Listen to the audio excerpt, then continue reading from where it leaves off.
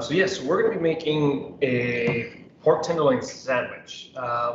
And I guess this is a cut maybe that's not used as often, I think, because of not knowing whether this cut is okay to include, right? But it is a leaner cut, and because of that, it is very easy to dry out. So we want to make sure, especially when we're cooking pork tenderloin, for food safety purposes and even just for flavor, because we still want to dry it out, is to use a food thermometer. And that's always a good rule of thumb when cooking any meats, especially if you're cooking outdoors, if you're using a barbecue or grill, to always have a food thermometer on hand. Again, it's just going to mean that your food is safer, right? We're practicing food safety, but it's also going to improve your cooking skills, because you're going to be able to get to that perfect doneness that you're looking for without drying it out, which is important. So we're using pork tenderloin. Usually comes a little bit longer. I just cut it in half here, and it's usually pretty well trimmed. So there really isn't much work that you have to do. The only thing that if you see some excess of this white part here, you can trim that off. We call that silver skin, and it's just like a fiber that is really kind of tough. And so we want to remove it so that it's not super chewy. And what you can do is just take a knife and just ever so slightly just run your knife underneath that white part, and then we can trim it off. So let's see if I can point it down a little bit further.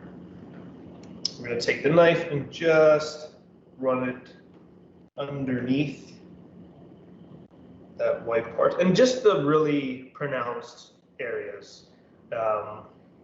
It's, you might have a couple little streaks of fat on the outside, which is really not much considering how lean this cut is. But if you see a lot of that sort of white membrane, we can remove that off the top, just like this. So just a little bit of work. Really, that's it. We can start that. And now to season, we're going to keep this pretty simple. What I like to do is use a sauce to almost act as a glue on the outside, so that any seasoning that we add to it is going to stick. So you can just very simply use like a grapeseed oil or something like that. I like to use mustard, and this is just a grainy mustard, but you can even use yellow mustard if that's what you have, or if you have like a favorite barbecue sauce, you can use that as well. Just to make it really simple for yourself, we're going to scoop a little bit of that on. It might seem like a lot, but it's not going to taste like a lot.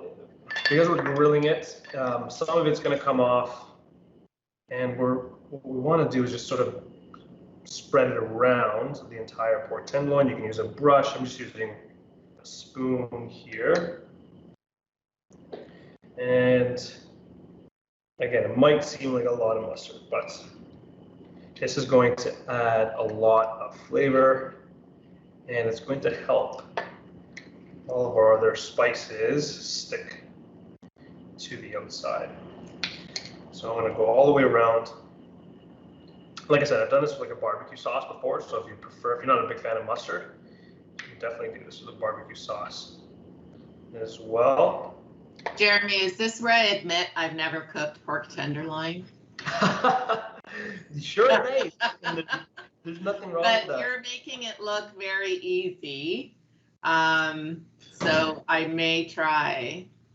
Yes, it is very, very easy cut to work with, and it's also one of the more economical cuts too, which is great, especially with groceries. It seems to be getting higher and higher, the cost of groceries. So pork tenderloin is a great protein to try. I mean, if you were looking for a leaner cut, like I think the example that we were comparing to is like a chicken breast.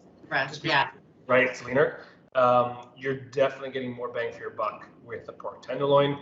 You can easily get 4 servings out of this versus a chicken breast where you might have like 1, maybe 2 servings, and they'll probably be comparable in price, if not a little bit cheaper with the pork tenderloin. So good, good economical choice to use. And then we can sort of crust it with a little bit of spice. You can use like a nice herb, like a dried herb mix on top, or if you just like black pepper and salt, you can go for that. This is just some ground fennel seed. So I love the combination of fennel and the pork tenderloin together. And I also threw in some oregano in here as well. So we're gonna just add a generous sprinkling of this on top. Again, if you're grilling it, even if I'm doing it in a pan, most of it is going to fall off. So definitely be a little more generous with this on the outside. And the mustard is going to sort of do its job of acting like a glue on the outside. There we go. And then we can add a little bit of salt on the outside as well. Again, you can season a little bit before, and then you can season a little after, and that way you kind of know you've added enough. So we don't need to add too much, but again, most of it is going to fall off as we're grilling. So we'll just add a little bit now, a little bit after. Right. You can, if you want this to season a little bit longer, you can definitely stick that in the fridge for up to 6-8 hours, up to even overnight, as long as it's refrigerated, no problem. And then you can cook it the next day. So if you want to grill this tomorrow, I can definitely make it in advance. Otherwise, it's just as good if I'm using it now. Maybe not as intensely flavored, but it'll still taste great. So we're gonna go ahead and grill this. As you can see, I'm not outside, so we're gonna mimic the outdoor grilling experience with our grill pan here, and which is a great way if you don't have access to the outdoors. We can show you how to do it inside, but I'll share some tips as if I was also grilling outside as well. So we're gonna go ahead and add this to our grill, and this is just a medium heat. I don't need it to be too hot. So Sorry. Jeremy, Yeah. I'm just gonna interrupt for a second.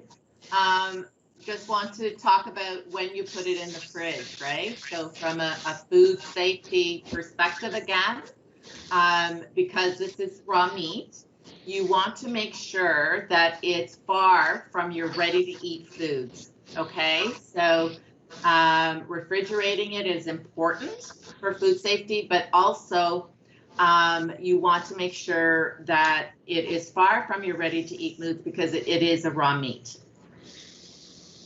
Yes, great point. And I would definitely use a little bit of cling film for sure. Just wrap it up, just to be sure you're not touching anything. And in the general rule of thumb, which is, it's used quite a bit in the restaurant industry, and something you can definitely practice at home is to keep any of those raw foods on the lowest level of your fridge. And obviously, like I mentioned, you're ready to eat ones above. Just in case, you don't experience it as much at home, but you can. If anything does drip off, you don't want it to be dripping off into your ready to eat food. So always on the lowest level. All right, so you can see that I've added it to our grill here. And I just want to get a little bit, I'm going to sear the outside, get a little bit of color, and then we're going to transfer that into our oven to finish cooking the rest of the way through. So I have the oven set at 350. Again, nothing too aggressive, and we're going to let it finish in there. Now, if I was cooking this outside, the thing in terms of food safety that you want to keep an eye on is you don't want contact between the flame itself and the actual meat, right? So there's a few ways in which we can do that and make sure that we're controlling and being expert grillers, is to start on a medium to low side, just to get a little bit of that sear, and then move it to the other side of the barbecue, which should be off, okay? And what we're gonna do is using indirect heat to cook the protein. So when you close the grill at that point, it that's sort of reenacting what we're going to be doing with the oven here. Okay, so you're creating sort of an oven with this circulation of heat on the barbecue. So your heat source will be on one side of the barbecue, whereas your ingredients will be on the other side where there is no flame underneath. So the heat will actually cook your product, but you're not going to risk any contact of the flame, which is great. And another tip that I think we shared it in our last class, which is always something that I was taught this by another expert griller. Not that I'm an expert griller at all, but I was taught this by a more seasoned griller who shared to keep a little spritz bottle. You can buy them at like the dollar store, like little like spritz bottles, and fill them with some water. You can even add a little bit of lemon in there, vinegar to season it up. But the idea is that anytime you do see any flame that might start to flare up, because any fat that's dripping off of your food is going to it's going to ignite that flame, right? Because it's going to want to sort of shoot up there. You can use that spritz bottle to keep the flames at bay. It sort of calms it down. You can even sort of keep your ingredients moist and seasoned by giving it a spritz a few times to prevent it from drying out. So that's a nice little tool to have on site to make sure that you don't have any of those flare-ups. That's excellent to bring that up, Jeremy, because even as part of a cancer preventive diet, it's okay to have meat. We're okay to have it, they say 500 grams per week, which if you were to look at 100-gram portion, which might be the size of the palm of your hand or a deck of cards, that would be like having that size 3 to 5 times per week. And part of the research is around cooking meats at a high temperature. That's one of the risks. So that was a great example, Jeremy, of showing how to prevent that high heat happening when you're on the grill, and the creation of those dangerous compounds when fat does cause the flames to happen. Absolutely. Okay, so we're going to grill this for a couple minutes per side. Again, it's not doing its full cooking here. It's going to finish in the oven. And then we're going to prepare two other elements for our sandwich. And we're going to start off with a really nice sort of pickled fennel, which I love, has a little bit of acidity, a nice little bit of crunch, great to add to salads. And so we're using fennel, which might be new to some people. It is this sort of white bulb with these light green fronds on top. Now I've cut this one in half, so just imagine 2 halves of that together. It doesn't usually look like this. But it has, I've always described it as sort of the crunch and texture of celery, but with sort of this amplified flavor of that anise, or I don't love saying black licorice because anytime I describe something as tasting like black licorice, it might turn some people off. I love black licorice, but that anise flavor, it's a licorice flavor, that anise flavor, it's a mild version of it with the fennel, but it tastes great. So we're going to use this. If you don't like fennel, or if you maybe can't find fennel, you can do the exact same technique with carrots, peeled carrots, or even cucumber. Exact same technique, okay? So what we're going to do is we're going to take the fennel. I'm going to cut the very tops off, the stems here. These stalks are really, really fibrous. You don't have to throw them out. Wash them, and then you can add this to make a vegetable stock. They're super flavorful, but they're just super stringy and fibrous, so you wouldn't use that. And then the fronds here, wash them up, and you can use this as a herb. Really, really nice, very, very flavorful, so great ingredient to not throw out. And we're going to slice the fennel. Now, I don't know if you can see, it's so white that it's like the light is bleeding it out a bit, but the fiber of the fennel grows from the bottom to the top like this. And so we want to cut against that so that it's not stringy when we chew on it. If I would have cut it with the lines, and sometimes you're going to get that kind of stringiness that, again, like celery, sometimes you get that stringiness. So we're going to cut against that fennel lengthwise. So we use a knife and just carefully cut it, slice it down. The thinner, the better, but it doesn't have to be perfect. So as you're doing that, Jeremy, fennel, white, right? The color is white. So We talk a lot about having colorful fruits and vegetables, getting your different phytonutrients. Phytonutrients basically being compounds that you get in plants that have some anti-cancer, health protective nutrients. But white is included in that. So don't forget your white foods like the fennel. It actually has a good amount of fiber and a good amount of vitamin C, probably about 12% of our daily need for vitamin C, and some potassium and manganese as well. So here's our sliced fennel. Oh, I hear an echo. All right, there we go. There's our sliced fennel. There we go.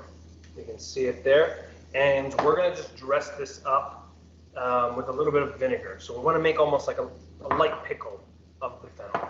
Okay, so any vinegar, you can use lemon too, you can definitely use citrus, but the vinegar is just a little bit more acidic, so it's gonna do a quicker job.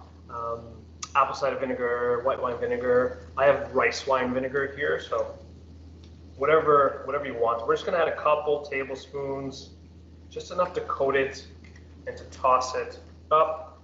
Again, just a small pinch of salt and mini tongs. There we go. And we're just going to just lightly toss it just so that the fennel is coated. And again, same technique if I was doing cucumber, or you can peel, like use a vegetable peeler to do peeled carrots, like ribbons of carrot. It works really, really well. And again, for a sandwich, this just adds a really nice texture, really nice crunch, but also a really nice acidity, which is going to act as like a flavor enhancer. All right, so it's tossed up. And again, the longer you leave this, the more pickly it will taste. Is that a word? No, probably not. Pickly. So you can throw that in the fridge. Again, you can do it in advance, or we're doing it sort of a la minute, or really ready to go right now. Okay, so there's our pickly topping, and then a quick dressing. So again, you can use your favorite. If you like a mayonnaise, go for a mayonnaise. We're gonna make a lighter version. So this is just plain yogurt. This is plain Greek yogurt. We're gonna add a couple spoons here. And we're going to take some lemon, all right? And we're gonna use the zest of the lemon as well. So again, that rasp, that zest is going to have just some incredible essential oils in there from the lemon. Make it super flavorful. And then we'll also take half the lemon and squeeze it on top. So again, pretty simple. It's just like a lemon yogurt spread, which is going to add this really nice creaminess for the sandwich. What I like about using the Greek yogurt instead of the mayonnaise, Jeremy, is that it's also adding some more protein to this dish, right? So if it was a regular yogurt, it would be 4 grams per half cup, but using Greek yogurt, it's almost a little bit more than double, like half a cup would have 10 grams. And then we've talked about skyr as well, not so much a yogurt, but more of an Icelandic cheese. It would have about 12 grams of protein in a half cup. So other ways you can sneak in a bit more protein into your diet or here onto our pork tenderloin sandwich. Absolutely. I'm just doing a last minute addition here because I realized I had those little fennel tops. So we'll just add them to the yogurt as well. And you have looks pretty. Really nice spread. And we're ready to assemble. So this pork tenderloin is ready to go into the oven, seared both sides. And I'm looking for 165. So we want to make sure, just for safety reasons, we want to make sure that we're cooking it to 165. And so we're going to use that food thermometer. Now, what you can do is temp it when it's hitting around, it's in the oven, and you can leave it for like, I would say at 350, probably leave it for like 10 minutes, 8 to 10 minutes. and check. And when it's in around that 160, 161 range, it's going to continue to rise up. So you can turn off the oven at that point and you can take it out. Now, always keep it temped. It will hit that 165 and that's what you're looking for. You definitely want that 165, okay? If it's still not at 165, then you definitely want to continue to cook it longer, okay? So that's going to go into the oven.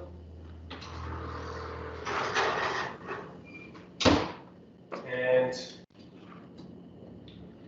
we've done one in advance, of course. I see you use the parchment paper again. I like that trick to minimize cleanup, right? Yes, yes, love the parchment. Definitely gonna save on some cleanup there for sure. And we're gonna go ahead and take one of these pork tenderloins here, which I've already temped, so I know that it's cooked. And then for the sandwich, we're just gonna slice it as thin as we can, just to get some really, really nice medallion slices for this sandwich.